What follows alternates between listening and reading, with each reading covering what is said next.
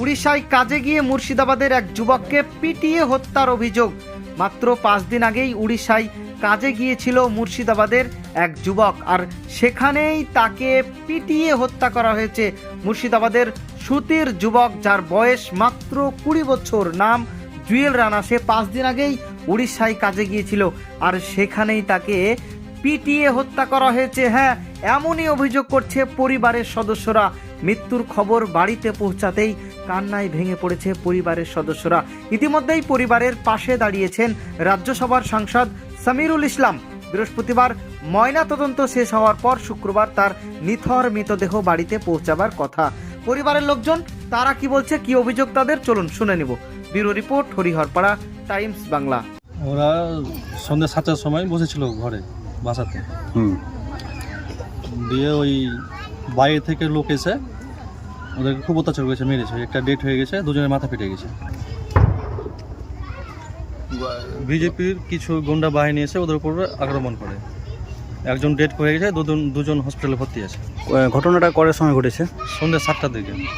ও, আর এরপরে কোনো খোঁজ খবর কিছু পেয়েছেন ওদের? খবর পেয়েছে, বলছে রাত্রে ওরা ওই পুলিশকে হসপিটালে ভর্তি করেছিল। একজনের ডেট বলছে, আর দুজন হসপিটালে ভর্তি আছে।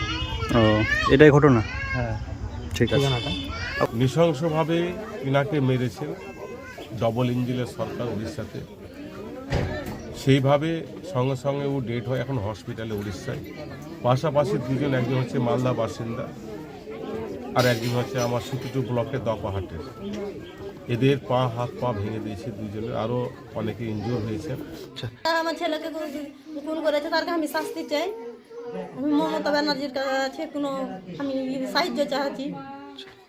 খবর পেলাম যে আমাদের সুতি বিধানসভার পরিযায়ী শ্রমিক হিসেবে উড়িষ্যার সম্বলপুর জেলায় কাজ করতে গিয়েছিলেন আর কি, এবং তারা সেখানকার লোকের হাতে আক্রান্ত হয়েছে।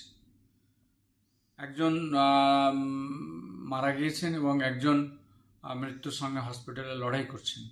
এবং মালদা জেলার বৈষ্ণনগর থানার অন্তর্গত সেখানকারও একজন ছিলেন, সেও গুরুতর আহত হয়ে আছে হসপিটালে।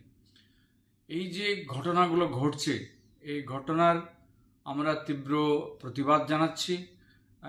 এই ঘটনার আমরা নিন্দা প্রকাশ করছি। কেন্দ্রীয় সরকারকে ইতিপূর্বে যে সমস্ত ঘটনাগুলো ঘটেছে সেইগুলো নিয়ে আমরা স্বরাষ্ট্র মন্ত্রক সহ প্রধানমন্ত্রীকে আমরা জানিয়েছি।